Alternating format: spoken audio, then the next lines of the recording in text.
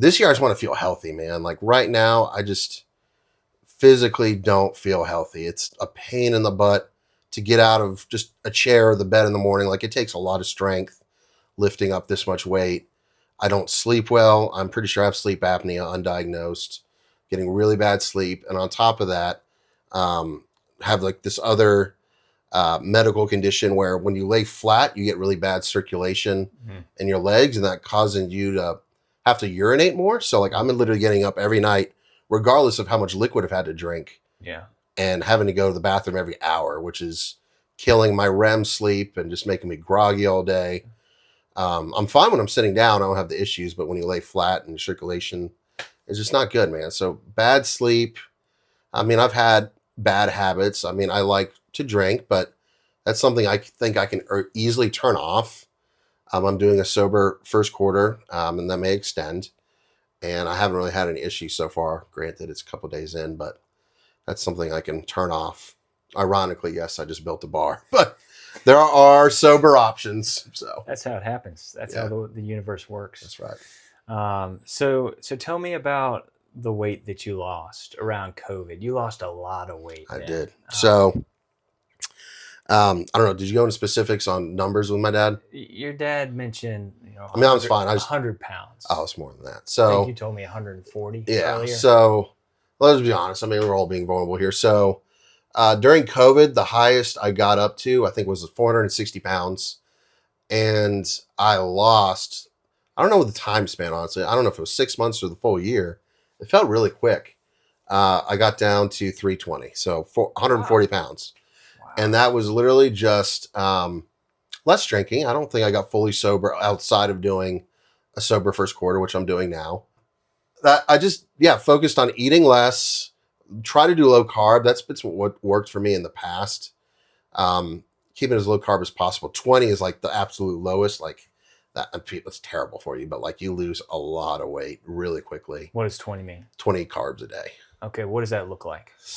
No bread, no sugar, basically straight up meat and cheese. Okay.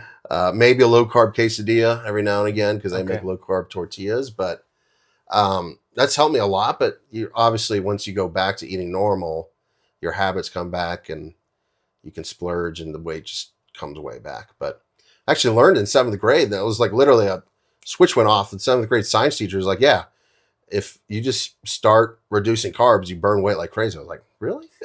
And then the Atkins diet became big. And then I was like, yeah, I'm not a scientist, but I was like, if I just don't eat the carbs, I'm going to lose weight. I must have not been in that class. Yeah. Ryan and I went to school together. I missed that in 7th grade. But I should have had it. Yeah. And then on top of that, which has been the bane of my existence for years, and we'll have plenty of funny stories about it, is exercising. Yes, the stereotype at least applies to me that we're relatively lazy. I mean, I like to do other fun things like be creative and hang out with friends, and exercise never been my forte. But during COVID, we're all at home. So like, what else are you going to freaking do to get out of the house? You can't meet with people. You can't go to restaurants or bars and do any fun things. So I was like, okay, I'll dedicate walking a mile a day for, 5-6 days a week. Yeah. And I got it. I mean, it wasn't fun, but it wasn't hard. But once I got past 30, I tried doing it in a short burst, that same thing. And I just couldn't lose the weight anymore. So they always say, once you get past 30, it's a lot harder to lose weight. But this time I'm going to be locked in. It's just it's time, man. I'm 34. I'm going to be 35 soon. Just the whole point is not to try to be anybody else but yourself. That's right. So tell me a little bit about, you got to 320 and then you find yourself at a different point now. What is 200 pounds more? What does that journey look like? Reverting back, or just how it made me feel when I was there? Well, whatever you feel drawn to. Yeah. When I got down to 320, heck, even my mom last night kind of rubbed me the wrong way. She was looking through pictures on her phone, and a few popped up for me when I was at that weight. She's like, wow, you look like a completely different person. I'm like, well, yes, I did. I mean, I look good, man. I'm a good looking dude. I'm confident. Yes, we'll have more matching options when you get down to the weight. I mean, it's a purely psychological thing going back to early civilization and mating. And it's like, you want them to look good, be attracted to them. And hopefully they'd stick around. You never see any old big dudes, and that's just a fact of life. So Yeah. I know I need to get the weight done. But like I look good, man. Like I look back and you still see like 320 dude, like you're still morbidly obese, but it's like night and day difference from what I look like now to then. And I don't think I've told you, or maybe I did. 250 is where ideally I'd really like to be. Obviously, I still would have more to go. But like I always want to be like a dad bod kind of guy. But when I get to 250, I'm building a pool. That's like my goal. Yeah. Granted, it's my freaking house and my pool. Yeah. I can go in whenever I want. Right, but like, I still want to feel a little more confident and feel like I've earned the pool. So yeah, that's been my motivating factor. So I got 70 pounds away from the damn pool, but alas, it trickled back. It just went back to like still being during COVID. No one really noticed. Like I wasn't getting more matches on the dating apps. I wasn't getting more attention. Work got stressful. I mean, I've been through a few layoffs in my career, imposter syndrome, things like that. And it's just like, well, I just said, well, screw it, man. Let's just get back into old habits. And it just happens. I mean, they call it yo-yo diets. It just could have a bad week. And the only thing that calms me down a lot of the time is good food, a good burger, just a piece of pizza. Like, it's kind of my comfort thing, which we can unravel in other episodes as well. Yeah. I did this dive into a little dive into processed foods and how that has impacted diets and what the journey looks like of a food, becoming processed and how it has to be added these emulsifiers and flavors that make it unhealthy. So the shelf life it gains is just, destroyed by lack of nutrition value. And I just learned that recently that this started after World War II, just trying to build shelf life on food. So I can imagine, a country that had seen the ravages of war wanting to have shelf life. Or Great Britain, where they just don't have any flavor at all.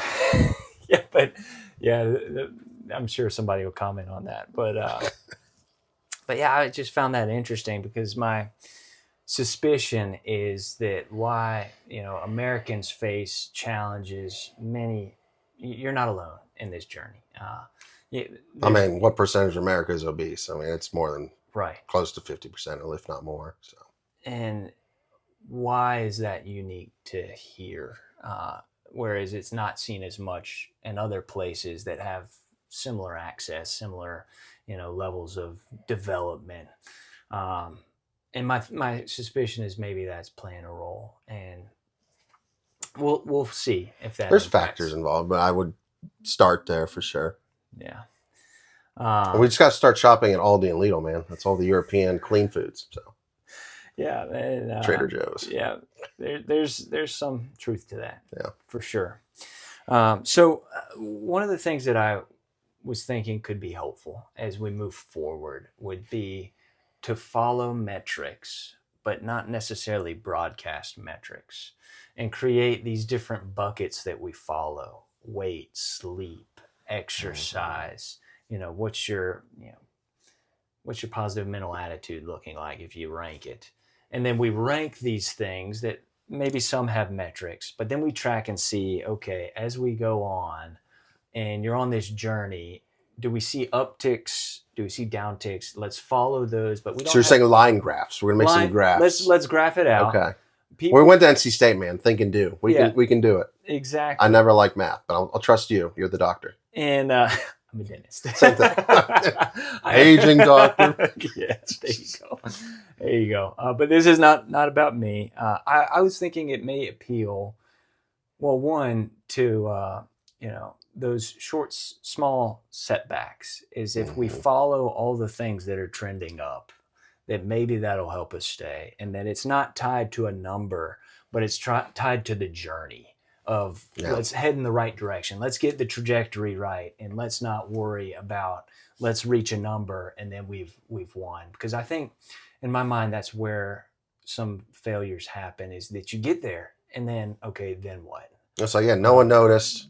I mean, yes, I probably was sleeping more and a lot healthier, but it was like, what was the point? Like, it sucks. One quote I really resonated with, a good friend told me a few months ago, was like, you're unloading a dishwasher and you break a plate. Do you just then go break the rest of them in the dishwasher? And it's like, no, you clean it up, and you have one stumble, you don't cause that to be a fall. I think I've struggled with that as well. It's like, oh, we're going to have a cheat day. So if I'm cheating, I'm really going to cheat. Right. So I'm not going to have a slice of pizza. I'll eat close to the box and have drinks, and Yeah. it really cascades. So like, that's one thing I definitely can use some help on. I mean, I know when I'm doing it, but it's like, now it's like, it doesn't have to be all or nothing. Like, you can try a bite of the dessert as long as you don't finish the whole thing. Like, Yeah. moderation's important. Yeah. And you're a super smart, creative guy, and I think that's going to be one of the biggest challenges is that you know the answers before I ask the question. So how do we get around the mind game of this? That'll be fun to try to navigate that. Think and do, man. Yeah, yeah, You do the exactly, do. I'll be the think. exactly. Shake and bake. Shake and bake.